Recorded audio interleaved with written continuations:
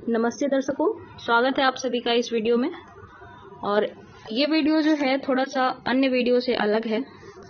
आप सभी को जैसा पता है कि अभी 66 जो बीपीएससी है, 66वीं बीपीएससी है, उसका फाइनल स्टेज यानी कि इंटरव्यू चल रहा है। तो इस वीडियो में हम लोग इंटरव्यू से रिलेटेड कुछ फैक्ट्स देखेंगे कि क्या हम लोग अपने इंटरव्यू की तैयारी के दौरान ऐसा कर सकते हैं जिससे कि 85 से 90 तक के मार्क्स हमारे आ जाएं। ठीक है, 85 to 90 और 90 अबव बहुत अच्छे मार्क्स होते हैं। ये बेसिकली टॉपर्स के मार्क्स होते हैं।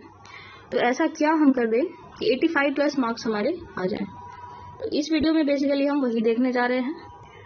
तो आप सभी में से जितने भी कैंडिडेट अभी 66वीं बीपीएससी का इंटरव्यू देने वाले हैं, पहले तो उन्हें बहुत बहुत शुभकामनाएं, ढेर सारी बधाई और ऑल द बेस्ट। और क्या ऐसे कौन कौन से पक्ष हैं जिस पे आप ध्यान देकर अपने नंबर को और इन्हांस कर सकते हैं, अपनी तैयारी को और धार दे सकते हैं। तो चलिए वीडियो को स्टार्ट करते हैं।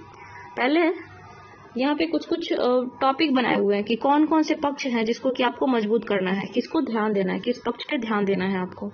तो पहले तो आपको क्या करना है, पहला काम कि एक सिंपल सा सरल सा आपको अपना इंट्रोडक्शन तैयार कर लेना है। जैसे आप वहाँ चैम्बर में जाइएगा, इंटरव्यू चैम्बर में, वो लोग जो बोर्ड मेंबर हैं या फिर जो बोर्ड के अध्यक्ष है वो बोलेंगे अपना परिचय दीजिए। तो नाम वगैरह तो आपको बताना है नहीं, तो अपने बारे में आप कैसे उनको अवगत करा सकते हैं। तो उसमें आपको ये देख लेना है कि क्या आपका क्वालिफिकेशन है और क्या क्या क्वालिफिकेशन में क्या पढ़ाई करी है आपने, ग्रेजुएशन किया है, एमए किया है या फिर अन्य कोई डिग्री हो आपके पास, तो वो आपको इंट्रोडक्शन में बता देना है। ठीक है, तो आप इंट्रोडक्शन प्रॉपर तरीके से रेडी करके जाना है आपको। ऐसा नहीं हो कि वहाँ पे इंट्रोडक्शन बोले तो मतलब कोई सोचे कि नहीं इंट्रोडक्शन में क्या है, बता तो देंगे ही। ऐसा कुछ नहीं है। आपका इंट्रोडक्शन जो है वो पूर्ण रूप से व्यवस्थित होना चाहिए। आपका व्यक्तित्व तो उस इंट्रोडक्शन में झलकता हो, ऐसा इंट्रोडक्शन होना चाहिए। दूसरा जो पक्ष है उसमें आता है कि जब हम इंटरव्यू देने जाते हैं तो प्रपत्र 1 और प्रपत्र 2 ये हमसे भरवाए जाते हैं। तो उसमें क्या होता है, क्वालिफिकेशन, क्या क्या आपकी पढ़ाई हुई है। स्नातक तो बेसिक सा है, और स्नातक के अलावा जो आप लोग पढ़ाई किए होते हैं, मतलब बहुत सारे स्टूडेंट्स का एक्स्ट्रा होता है, तो वो आपको प्रिपेयर कर लेना है अच्छे से, क्वालिफिकेशन प्रिपेयर कर लेना है।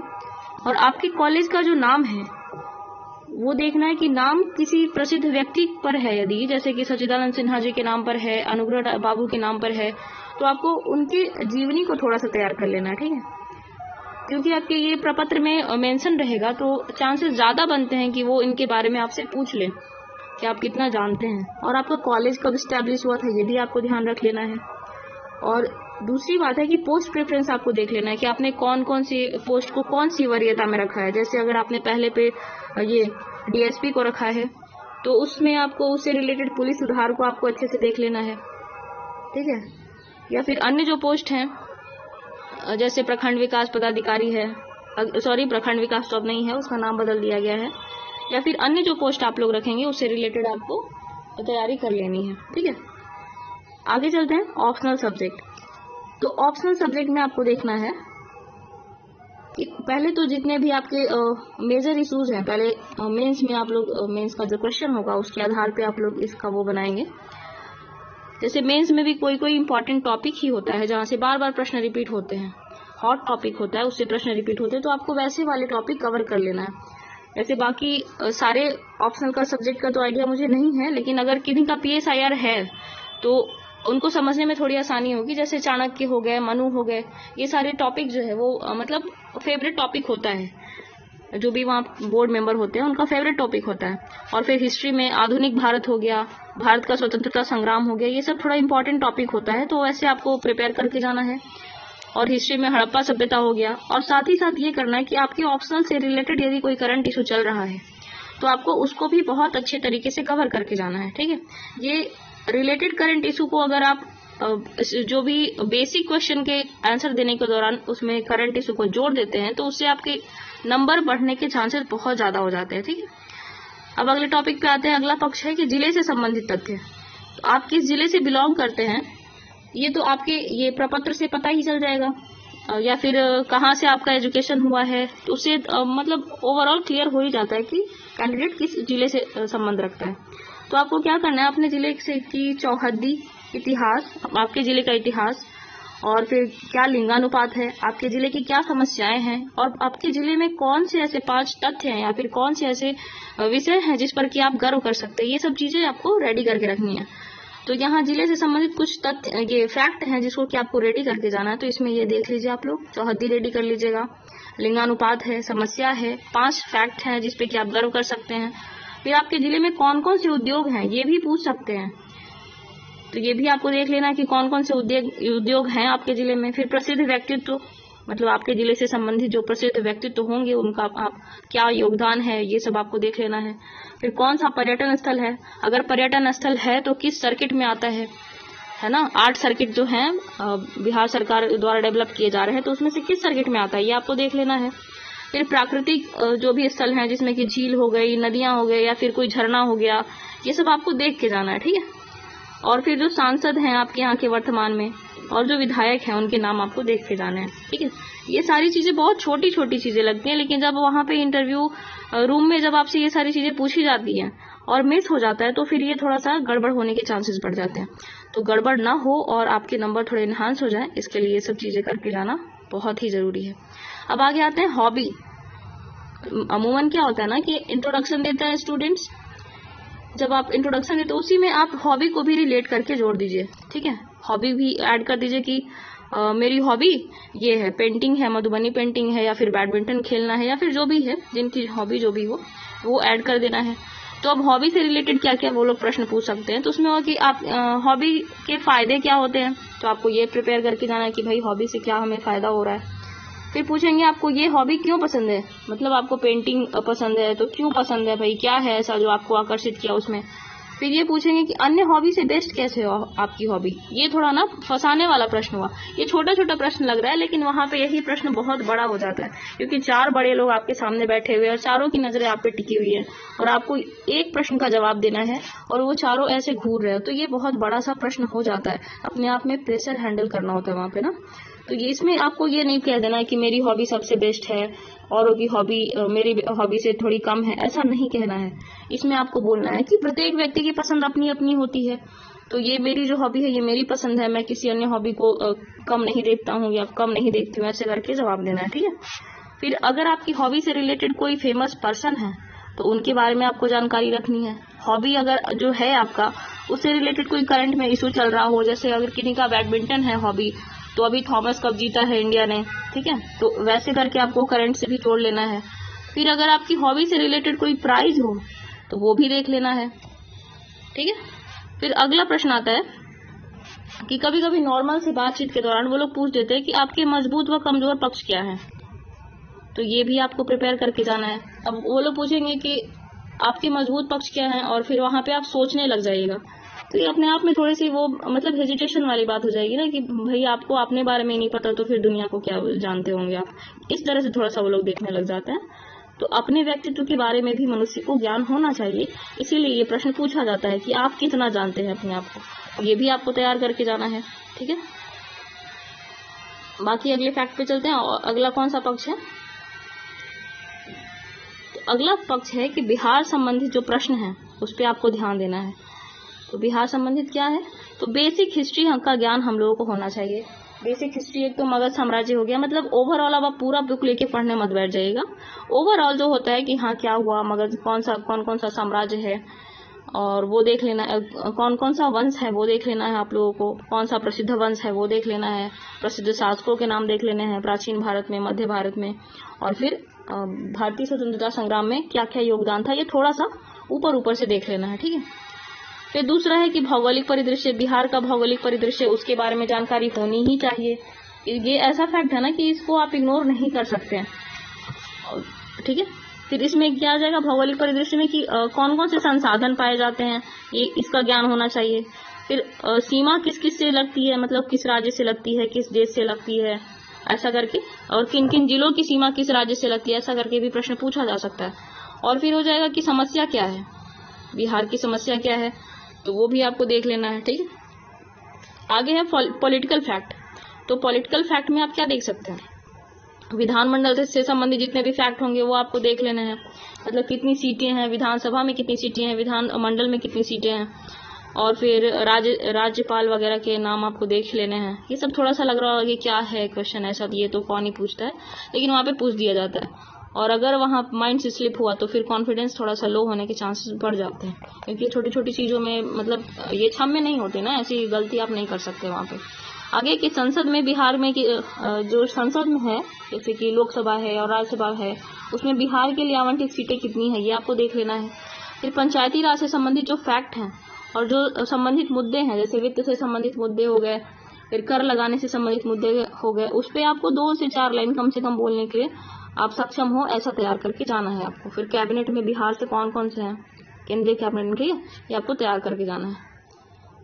और देखते हैं कि और क्या आपको प्रिपेयर करना है आगे। फिर अभी वन सर्वेक्षण आया था 2021 का, इससे रिलेटेड फैक्ट वो लोग पूछ सकते हैं, और खास करके ये तब ज़्यादा इंपॉर्टेंट हो जाएगा, मतलब ये ज़्यादा इंपॉर्टेंट हो जाएगा जबकि आपके जिले में कोई झील हो, है ना, झील हो या फिर कोई ऐसा वन्य जीव अभ्यारण्य हो, ठीक है, जैसे कोई पश्चिमी चंपारण से आते हो तो ये वन सर्वेक्षण और ज़्यादा इंपॉर्टेंट हो जाता है। आप जो भी आंसर देंगे ना, वो जो भी प्रश्न पूछेंगे उसमें आप अगर वन सर्वेक्षण से रिलेटेड फैक्ट को कोट कर देंगे तो नंबर 1-2 नंबर बढ़ने के मतलब चांस हो जाते हैं। वो लोग प्रभावित हो जाते हैं इन चीज़ों से कि हाँ भाई स्टूडेंट फैक्ट्स पे भी ध्यान दे रहा है। फिर आगे है कि नेशनल फैमिली हेल्थ सर्वे के जो भी डेटा हैं, ये नेशनल फैमिली हेल्थ सर्वे 5 के जो डेटा है उसको आपको प्रिपेयर करके जाना है, ठीक है। TFR कितना है बिहार का, इंडिया का कितना TFR है, क्या किया जा सकता है इसको इंडिया के TFR कितना लाने के लिए, जागरूकता फैलाई जानी चाहिए तो क्या कैसे फैलाई जानी चाहिए, ये सब आपको प्रिपेयर करके जाना है, ठीक है। आगे है कि बजट को थोड़ा सा शॉर्ट में देख लेना, पूरा बजट लेके नहीं बैठ जाना, बजट के जो इम्पोर्टेंट पॉइंट होंगे वो आप लोगों को देख लेना है। फिर जनगणना को देख ही लेना है कि बिहार में साक्षरता दर कितनी है, लिंगानुपात कितना है, जनघनत्व कितना है, ये सारे फैक्ट तो कंठाग्र होने चाहिए ना। फिर बिहार से संबंधित जो प्रमुख योजनाएं हैं, जैसे बालिका शिक्षा को बढ़ावा देने के लिए क्या क्या योजना है, वृद्ध जनों के लिए कौन सी योजना है, उद्यम को बढ़ावा देने के लिए कौन सी योजना है, तो ये आपको ध्यान रखना चाहिए। ये इसके बारे में जानकारी आपके व्यक्तित्व को प्रदर्शित करती है, ठीक है, तो ये कंप्लीट होना चाहिए। तो ये सारे फैक्ट हमने देखे कि ये पक्ष हमें रेडी करना है। फिर अगला है करंट अफेयर, ये बहुत इंपॉर्टेंट रोल प्ले करता है। इससे क्या होता है ना, पहले तो कभी कभी होता है आप इंटर किए, आपसे इंट्रोडक्शन लिया और फिर वो लोग बेसिक से पूछते हैं कि अच्छा पेपर पढ़ के आए हैं, मतलब ऐसी नॉर्मल बातचीत में कि पेपर पढ़ के आए हैं, क्या पढ़े हैं पेपर में, तो करंट अफेयर तो पूछ रहे हैं भाई, तो आपको रेडी करके जाना है। जैसे कि पड़ोसी राष्ट्र में कोई इशू चल रहा है, अभी श्रीलंका में आपातकाल लगा हुआ है तो उससे रिलेटेड आपको देख लेना है। अफगानिस्तान में तालिबान से बातचीत हो रही है, मतलब तालिबान बात कर रहा है भारत से, तो उसको देख लेना है, ठीक है। चाइना है उसको देख लेना, चाइना तो हमेशा चर्चा में रहता ही है, तो वो सब देख लेना है। फिर अन्य जो देश हैं जैसे रसिया यूक्रेन का अभी युद्ध चल रहा है तो उनके साथ भारत के कैसे संबंध है वो देख लेना है। फिर अन्य जो इंटरनेशनल इश्यूज हैं उसको आपको देख लेना है। फिर इकोनॉमी से रिलेटेड कोई हॉट टॉपिक हो, जैसे कि अभी रुपए का मूल्य गिरा है तो वो देख लेना है आपको, ठीक है। और फिर महंगाई दर भी बढ़ी है वो भी देख लेना है। और इंडेक्स भी है, जैसे कि वर्ल्ड प्रेस फ्रीडम इंडेक्स अभी जारी हुआ है, ऐसे भी जो भी इंडेक्स न्यूज में रह रहे हैं उसको आपको देख के जाना है, ठीक है। आगे देखते हैं, ये सारे फैक्ट हैं कि जिसपे हम लोग अगर कवर कर लेते हैं तो 85 से एबव मार्क्स आने के बहुत चांसेस है। 85 अपने आप में बहुत अच्छा मार्क्स है, 85 to 90 ये अपने आप में सिलेक्शन दिलवाने वाले मार्क्स हैं। और बात बाकी है कि यदि आप महिला कैंडिडेट हैं तो 2 से 3 नंबर इनहैंस होने के चांसेस और बढ़ जाते हैं। क्यों? क्योंकि उन्हें महिला कैंडिडेट मिलती है तो एक पूरा क्वेश्चन सेट हो जाता है ना, एक अलग से ही क्वेश्चन सेट हो जाता है कि आपसे क्या क्या प्रश्न पूछे जा सकते हैं। तो देखिए, अगर आप महिला अभ्यर्थी हैं तो क्या आप तैयार करके जा सकती हैं। तो पहले तो आपको ये तैयार करना है कि संविधान में महिलाओं से संबंधित कौन कौन से प्रावधान किए गए, ये आपको उठागर होने चाहिए, ठीक है। इस पे आपको एक्सक्यूज नहीं दिया जा सकता। फिर आगे है कि 5 प्रमुख महिलाएं जो आपको प्रेरणादायी लगी हों उनके बारे में आपको बताना है। मतलब सीधा सीधा पूछेंगे कौन सी 5 महिलाएं हैं जो कि आपको प्रभावित करती हैं, तो आपको फिर बताना है। तो उसमें आप एक ये कर सकते हैं कि प्राचीन काल से अगर ना लिया जाए, मतलब मैं ये कह रही हूँ कि सीक्वेंस वाइज में आप लोग ये करना, ठीक है। ऐसे प्राचीन काल से किसी एक महिला को उठा लीजिए, फिर मध्यकाल से उठा लीजिए, फिर आधुनिक भारत में 2-3 उठा लीजिए, भारतीय स्वतंत्रता संग्राम से, फिर वर्तमान से 1 या 2 उठा लीजिए, ठीक है। तो उससे है कि वो लोग प्रभावित हो जाते हैं, थोड़ा सा लगता है कि हाँ चलो भाई ये है, महिला को ज्ञान है कि महिलाएं सिर्फ अभी ही आगे नहीं है, पहले भी थी। तो वो कर लेना है आपको। फिर आगे कि महिलाओं से संबंधित समस्याएं कौन सी हैं, इसके बारे में आपको बिल्कुल अवेयर रहना ही है। अब आपसे पूछेगा कि महिलाओं से संबंधित समस्याएं क्या है, और आप वहाँ पे सोचने लग जाएं, या फिर पूछे सर मैं कुछ समय लेना चाहती हूँ इसका जवाब देने के लिए, तो ये तो फिर तो गलत ही है ना कि आपको अपने बारे में ही नहीं पता। आप स्वयं महिला हैं और फिर आपको आपके सामने क्या समस्या है वो ही नहीं पता है आपको, तो ये गलत छवि प्रदर्शित करता है। ठीक है, तो इसके लिए आपको पहले से ही प्रिपेयर करके जाना है। आगे है फिर कि प्रशासन में चुनौती क्या आती है महिलाओं के लिए, है ना। तो इसमें कार्यस्थल पर उससे संबंधित जो भी नियम है वो आपको देख लेना है। विशाखा गाइडलाइन उससे संबंधित नियम है वो देख लेना है आप लोगों को। ठीक है, फिर महिलाओं से संबंधित कोई अंतर्राष्ट्रीय सम्मेलन है या नहीं वो देख लेना है बिल्कुल ही है, वो आपको जाके रेडी कर लेना। 1 से 2 सम्मेलन है, उस मतलब इम्पोर्टेंट सम्मेलन है, वैसे तो बहुत सारे होते हैं लेकिन 1 से या 2 जो है वो बहुत ही चर्चा में रहते हैं, आपको जाके प्रिपेयर कर लेना है। इसमें बेसिकली मैं क्वेश्चंस बता रही हूँ कि कैसे क्वेश्चन पूछे जा सकते हैं। ठीक है, प्रिपेयर आप ही को करना है। फिर आगे आपसे पूछा जा सकता है कि बिहार में महिलाओं के लिए कौन कौन सी योजनाएं चलाई जा रही हैं, तो अब योजनाओं के नाम पूछ देंगे और आपको बोलेंगी सॉरी सर मुझे जानकारी नहीं है, तो फिर भाई आप बिहार में काम कैसे करेंगे जब बिहार में कौन कौन सी योजना चल रही है महिलाओं के लिए इसका ज्ञान ही नहीं है। तो इसमें आपको क्षमा नहीं दिया जा सकता, आपको ये तैयार करके ही जाना है कि बिहार में महिलाओं के लिए कौन कौन सी प्रमुख योजनाएं चलाई जा रही हैं। फिर है कि सशक्तिकरण हेतु आपके 5 मॉडल क्या है, तो आपको खुद से भी तैयार करके जाना है कि महिलाओं की सुरक्षा के लिए या महिलाओं को सशक्त करने के लिए आप किस दिशा में कार्य करेंगी, तो ये आपको प्रिपेयर करके जाना है। तो ये सारे बेसिकली पक्ष थे जिसपे कि हम लोगों को काम करके जाना है इंटरव्यू देने से पहले। और अगर आप लोग मॉक इंटरव्यू लगा रहे हैं तो बहुत अच्छी बात है, और नहीं लगा रहे हैं तो आप लोगों को लगा लेना चाहिए। और बाकी इतने सारे जो ये पक्ष हम लोगों ने देखा ना, ये इंटरव्यू में 85 प्लस मार्क्स लाने के लिए बहुत बेहतर है, और 85 प्लस मार्क्स जो है ना अपने आप में सिलेक्शन दिलवाने का बहुत चांस रखता है।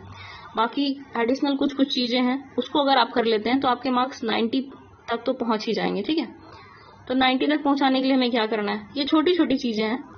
वैसे लगता है कि नहीं ये उतना मायने नहीं रखता, लेकिन ये छोटी चीजें ना कभी कभी छोटी चीजें बड़ा कमाल कर जाती हैं। तो देखते हैं कि एडिशनल में हमें क्या करना है। तो आंसर देने के क्रम में हमें क्या करना है, फैक्ट्स और रेफरेंस ले लेना है।